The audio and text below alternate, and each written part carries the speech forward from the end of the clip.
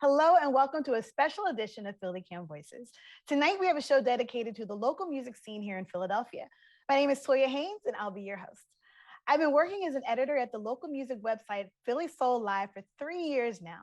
And while Philly is known for its rich musical history, there's so much great music coming out of Philly right now.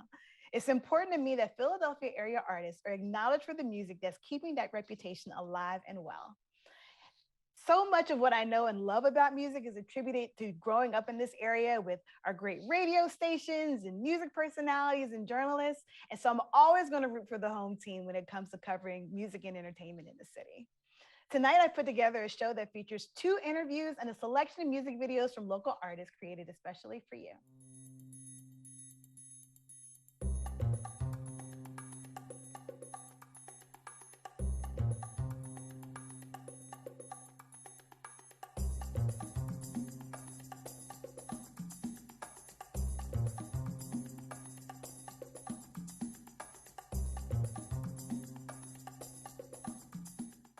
Our first interview is with singer Reese, who just celebrated the 20th anniversary of her critically acclaimed debut, How I Do. I talked to her about her new label, DJing, and details on the reissue of How I Do on her new independent record label. Singer and Philadelphia native Reese made her indelible mark in 2002 with their critically acclaimed debut album, How I Do. Many fans and critics consider this debut a classic that arguably paved the way for the genre that would later be known as alternative R&B. Since then, she's dropped 2 limited releases, 2010's Black Girls Rock and 2013's Refried Mac. I sat down with Reese recently to discuss the 20th anniversary of her debut album and the formation of her new label where she will soon release new music. I've been doing a lot of things. Like we all dealt with the whole pandemic situation. During that time, I was like, okay, what are we going to do? And I was with my partner, Steve McKee. And we realized, okay, we have this studio, we have ourselves, we have nothing but time. And we just got in really great shape and we made music. And so we made new songs. I, contributed to his new album that's coming out soon. Okay. We figured out how to perform for people, from our studio, into people's like cell phones, through Instagram and all the online channels.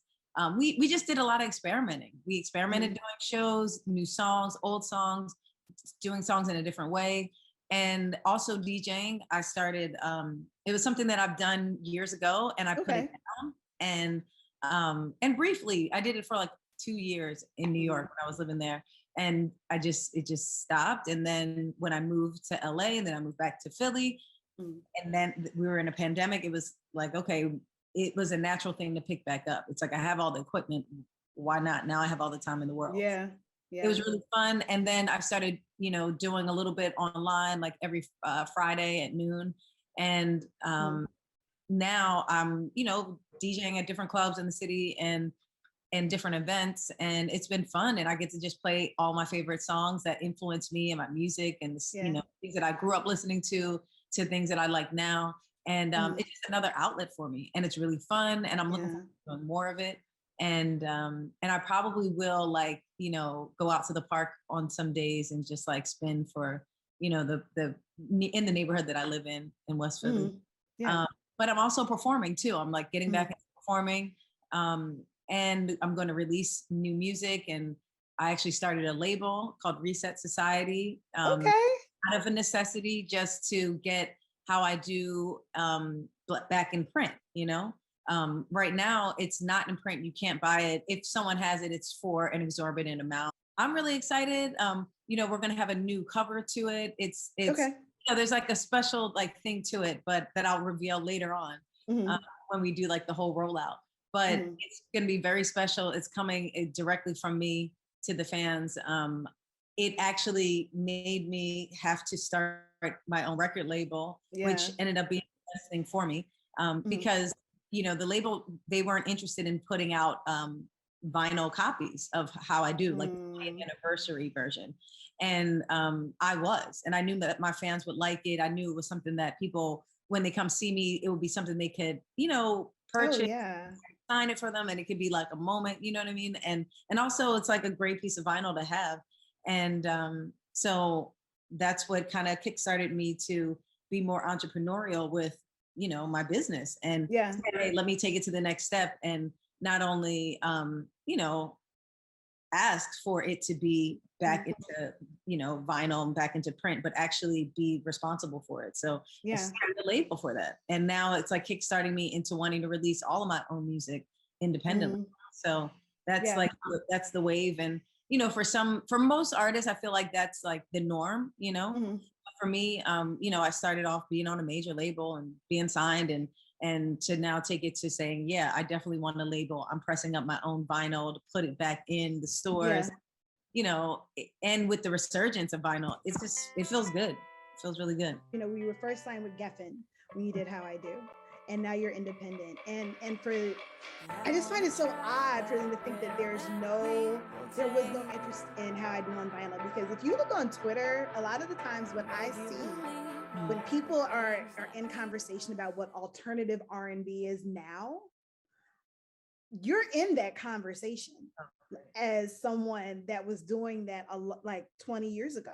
Yeah. When people talk about the SZAs and such, and like even Solange, they're like, okay, but can we give some love to like someone that, really, Sandy Gold, who's also from Philadelphia, who maybe people are seeing as maybe was just a little ahead of their time. How do you feel about being someone that is mentioned in that conversation as being a pioneer for what we know is alternative R&B right now?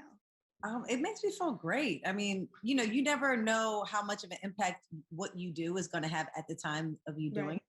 And we really had no idea. We just, were excited that I was able to be signed and to make such an album, any way I wanted to make. I could use whatever, musicians I wanted to at the time. And I got to pick my producers, and, it was just a good time for that. And I feel like, there was a lot of different artists that were doing, pretty much what they wanted, and just a little offbeat and an off brand or whatever you want to call it. But I think it made for some of the best albums of the early 2000s. And it's definitely like an era and a thing to hold on to. And, you can hear the influence and see the influence in other artists. And it's just like, okay, it really makes you, more than anything, it makes me feel like, I did something right. Like I really did a great record, He really did a great record, because it was, the producer, it was the management at the time, it was the person writing the songs, it was me singing, and us together created such a great album. Yeah. It was the packaging, was the videos. I remember the visuals, the first time seeing Golden Boys, and how important it was for a lot of women that look like you to see you on screen. That was a big deal in 2000. That. A lot of people say that. They're like, it was someone that I looked like, or I wanted to look like, or, it was a brown girl like me that wasn't just, into the stereotypical, urban R&B thing. And right. And it just feels good to be, someone who really represented a large group of people. And I didn't even know it at the time, Yeah. But I was just being me. This is how I do. This is what I do. This is how I look. This is how I want to look. And to know that, wow, it was that many people feeling the same way at the same time. And I really captured, a moment for them. It's like, that's huge. That's like, it is the whole thing for me, It is. It really is. I think what's really interesting is that, like, now talking about alternative R&B, when you first came out, I feel like maybe people didn't know what to call it. You know what I mean? It was maybe later, a little later is when Afro punk came to be, right. Where they were like, okay, let's throw everything into being Afro punk. Before then, especially being from Philadelphia, let's throw everything into neo soul. Okay. Let's make it, neo soul or acid jazz or whatever. Do you ever feel like people have a hard time classifying your music? Have you felt like kind of bound by that? I think more than anything, everything that, came before its time, it later got a name for it. It had a classification, it had a, and to me, that's the most important thing. I mean, at the time, people were saying, oh, it's neo soul. And it wasn't neo soul for the time, okay. Know how it was going to develop.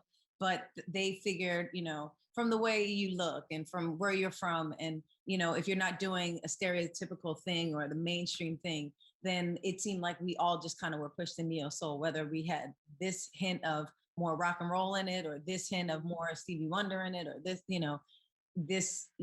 or air vibe, or whatever it was. But I think it's great now. The most important part is that we came from that point, but now, there's a definition for it, and there's certain artists that hit on it exactly, and it does have a name. And I did genre blend a bit, and I think we're now landed at like alternative R&B. That's kind of what it is, and I'm cool with that. And it was most important to make that kind of music versus to just name it. Yeah. But people really caught on to it. I mean, I have fans like all over from different age groups, and long as the music is getting out to people and getting out to such a variety, then that's whatever they want to call it, they can call it. It doesn't matter. You've been doing some city winery shows around the country, and like I said, you're doing City Winery in Philadelphia on June 3rd. Tell us about what we can expect, because this isn't a How I Do anniversary show. Is this including new music? Yeah, this is going to be a little bit of How I Do, or a lot of How I Do, but also a lot of the new music that I've been doing, from the EP Refried Mac. That's like 5 of my favorite Fleetwood Mac songs. We're going to love that record. On that. And that was also done in Philadelphia with Tom Spiker, Steve McKee, Chuck Treese, all like great Philadelphia musicians. And, and then we're going to do some new songs, the songs that I've, written or been a part of as far as during the pandemic stuff. And just kind of mix and blend it all. And this show is going to have a guitarist and a drummer playing. We managed to figure out how to have a full sound with those two musicians. And it's just going to be a great show. I encourage everybody to come out and get their tickets. If there's any left, definitely get one. And yeah, I'll be in a few different places: City Winery in Philly, Atlanta, Chicago. So I'm looking to get around, and just perform the old music, the new stuff, the current stuff. Also songs from the new album Reset that I have ready to go, that we're gonna finally like release to everyone pretty much after we get the 20th anniversary vinyl out and going. And soon after, we're gonna follow up with Reset. So I'm really excited to hear that. And yeah, that's just performing is what I'm trying to do right now. And just being stuck inside with the pandemic, and then all the regulations and rules change. It's been hard to kind of get a steady flow of doing shows in out in public. So right now it's just a good time, and it seems like things are calming down. And if they're not, then people are just coming out, and we're gonna be out there to perform. I'm Toya Haynes for PhillyCAM Voices. When it's raining, and players only love you when they're playing. And now we'll check out the latest music video from Balmor for his song Align. Girl, it's been a bunch of late nights since I seen you. Sleeping through a couple day nights with the missus. I don't think I ever crack smiles when I'm with her. Looking outside and the grass still greener, yeah. Don't like her makeup, her face when she wake up. Whenever we break up, I'm thinking of you, yeah. I hate when she stay up and rap about the same stuff, complaining for days, that's what she into. Yeah, she don't walk like you do, talk like you do. When I don't play a part, and I don't know how to shake us. Yeah, it's so hard to replace you.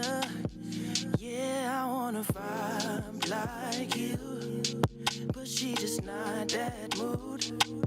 Yeah, it's something I can't find. I'm not trying to be rude, I'm just telling the truth. Can I confide in you?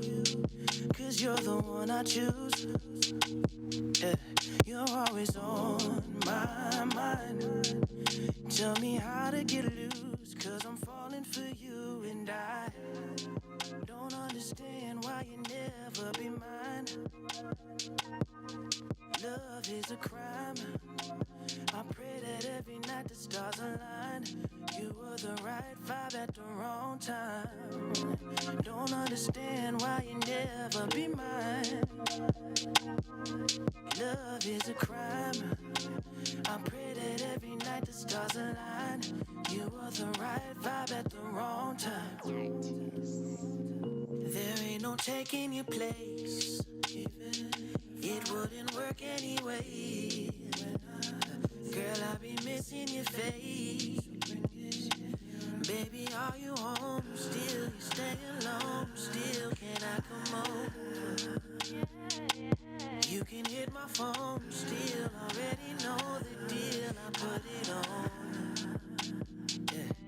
Yeah, there is a reason I can always tell you're coming. And I've been trying to get off, and you know I've been looking for something new to me. And you've been bodying time with who knows. I can tell you're feeling the vibe. All 4 times a week, we're making a bed squeak. Yeah, that tension run deep, I can get it off me. You're sick of picking the wrong guy, I guess. Baby, I'm willing to try my best. I know you know I got a girl, but I can give you the world. You never match with a vibe like this. Your guy give you bad vibes. I give you strobe lights, covered with coke eyes. Meet me under the low lights so you can get rounds like it was 4 or 5. Boom. Don't understand why you never be mine. Love is a crime. I pray that every night the stars align. You are the right vibe at the wrong time. Don't understand why you never be mine. Yeah, love is a crime. I pray that every night the stars align. You are the right vibe at the wrong time. For our next segment, I did an interview with Action Campaign leader Alia Duncan, founder of arts, culture, and entertainment advocacy group, Philly Culture United. Alia spoke with me about why Philly Culture United was formed and why city officials need to prioritize increasing the city's cultural fund. You can learn more about her work at phillycultureunited.com. Let's roll the segment.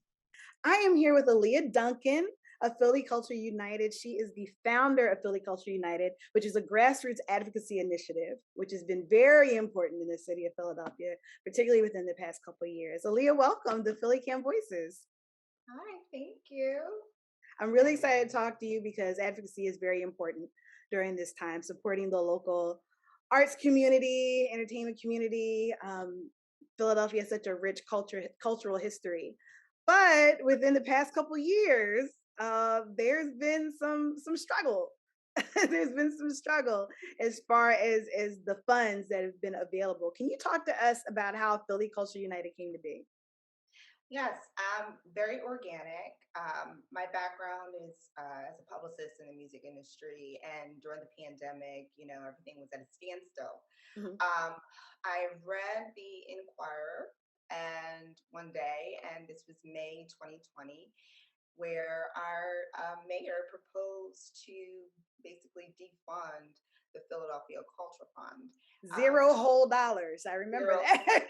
Zero whole dollars. And I was deeply bothered by that because I did not understand the significance of defunding the cultural fund, divesting funds. And what a lot of people don't realize is the Philadelphia Culture Fund helps to provide grants and resources to BIPOC arts organizations, creatives, and artists in the community. So a lot of those type of entities depend on the Philadelphia Culture Fund so they can continue to do their art or support their businesses within the community for which they serve. So if you take those assets and resources away, how are these organizations, these creatives are able to continue doing the work that they do for the community? City Council, they review all the budgets that are proposed by the mayor. And by June of each calendar year, they review the budget and then they vote on the budget. And so we knew that we had a very short window to be able to provide an advocacy campaign so that everybody can contact and communicate with their local elected leaders to let them know, like, hey, we cannot allow this to happen. And you guys can't approve this budget of $0. Right. So that's where pretty much the energy came from. And I'm, thrilled to say that we had amazing promotional partners at the time, as well as everyone who wanted to be a part of that campaign. And it did help, I would say, Mm. because everybody was Mhm. home. Yeah, yeah. Period. And they had So, time to pay attention to it. but Right, right. they had a lot of time to pay attention. And so, like I said, it was very organic, but we were one of the first to put visibility on this issue. Mhm. And that just kind of started the domino effect of the media, the local media wanting to cover and get involved in what was happening. We did a social media video campaign, which was Mhm. successful, and then we had like amazing artists who were able to share their name and spread the word as well. So Mhm. we had like DJ Jazzy Duff, we had Patty LaBelle, who was Mhm. tweeting and putting things on social media.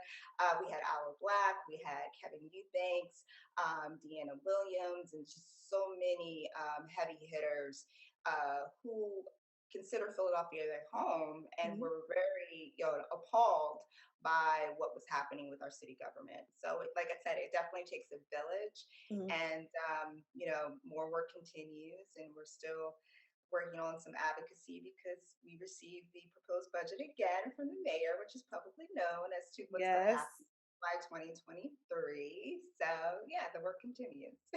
And that budget is not necessarily $0. No. However, Right. from what I understanding, the general consensus is that it's still not where it needs to be. Can you be just a little bit more specific so we can understand what organizations are affected by the Culture Fund? Yeah, think of all the disciplines that are part of the creative ecosystem. So whether it is a dance troupe Mhm. to a um, visual arts organization to Mhm. those who are doing education, to Mhm. those who Mhm. are doing supplying food and resources to the community, as well as to those who are doing progressive work and innovative work with the youth. Those are the Mhm. type of Mhm. organizations that benefit from this type of resources. Great. So, you take, even if you divest, $1 million, which is proposed for this coming fiscal year, Mhm. that's $1 million less for the arts organizations that operate under that budget and those grassroots initiatives that rely on that funding. Mhm. You only going to have a Right. small amount of people that are going to be able to apply and have access to that. Yeah, So that's not enough. Mhm. that's not enough. And then when you look at other cities around our Mhm. nation that understand the importance of investing in arts, not just arts, but just understanding the creative economy of their city Right. and how Right. it is important to incorporate that in their ecosystem. And it's just appalling that Philadelphia Mhm. still does not understand that Yeah. importance. Great. Why you mentioned those other cities and the amount of dollars I've seen those numbers as well in comparison to what Philadelphia gets. It seems that Philadelphia's arts community, entertainment community is well respected throughout the world. Why do you think it's not appreciated at home within our own government? Why do you think there's just some blinders there? They just think there's other priorities. What's your opinion on that? Well, I think part of that is depending on who is the mayor and the administration surrounding that mayor. Mhm. Yeah. So if our cultural community of artists, entertainment, nonprofit, etc., is not part of their agenda, then that sector is not going to be a priority. It's going to be overlooked. Mm. And you think back on, let's see, when you think of back on one of our mayors, and I'm sorry, his name escapes me right now. He ended up becoming governor. One of his initiatives when he was mayor, especially transitioning the Avenue of the Arts. That's why we have the Avenue of the Arts. because that was part of his initiative. He understand the importance of, investing in hospitality and incorporating hospitality with arts. So that's how the tourism really started to become big. And I am a Kappa alumni, so Okay. benefited from having this great, big, huge school of an institution that it was, which was very profound at that time. And here we are on the Avenue of the Arts. And, you have all this cultural richness on that strip of Broad Street. But if you kind of remember too, like one of when Oprah was doing her shows in Philadelphia, her tagline was, Philadelphia, the city that loves you back. That was all part of the huge campaign that was needed to vitalize Philadelphia tourism, the hospitality industry, and the arts industry. So it takes that type of leadership, that type of guts, if you may, to understand that importance. But if you have a leader that is not invested in that, or quite frankly doesn't care, then you're going to see the things that we have been seeing for the past 2 going on 3 years now. And this is not something, and I also want to make sure that it's understood that the pandemic put the spotlight on it, but decisions were also being made to divest in the sector prior to. So definitely say the second term of the mayor was starting to showcase his I don't know, his feelings, I should say, about the arts, culture, and creative sector. I'm hoping that there's some sort of revelation, on the behalf of our government and politicians. What would you like to see happen? What is ideal? What would be your ideal thing as far as advocacy, where you can see something happen and go, that was the goal? In regards to the advocacy with our city government, or in regards to go ahead. With our city government specifically, yes. Well, I mean, we have this recovery funding from the CARES Act, right? From our federal government. So it would be amazing if instead of getting like 1% or less than that, at least, I mean, 20 million is not, I mean, that's still low, but 20 million. I know that our work with GPCA, that was what we were advocating for last fall. Unfortunately, it didn't manifest, but those kind of things, and really invest in BIPOC, LGBTQ, and grassroots arts organizations who are doing the work. Now here is Jasmine Cassell's latest music video for her song, Things Change.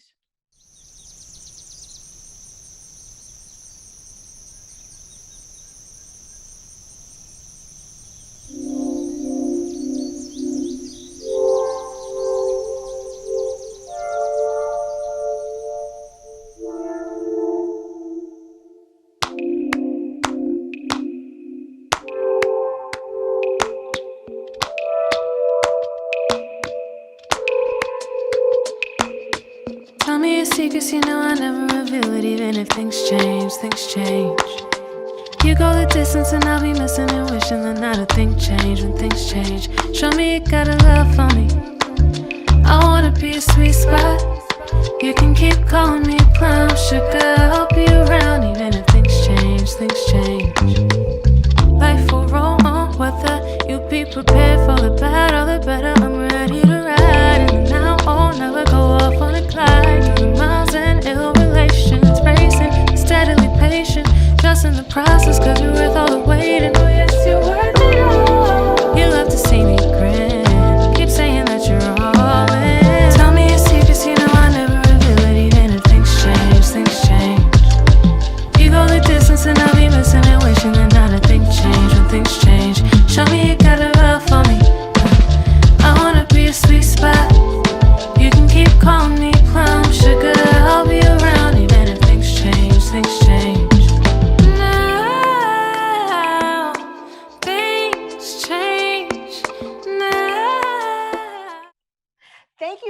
into this special episode of PhillyCAM Voices dedicated to Philadelphia's vibrant local music scene.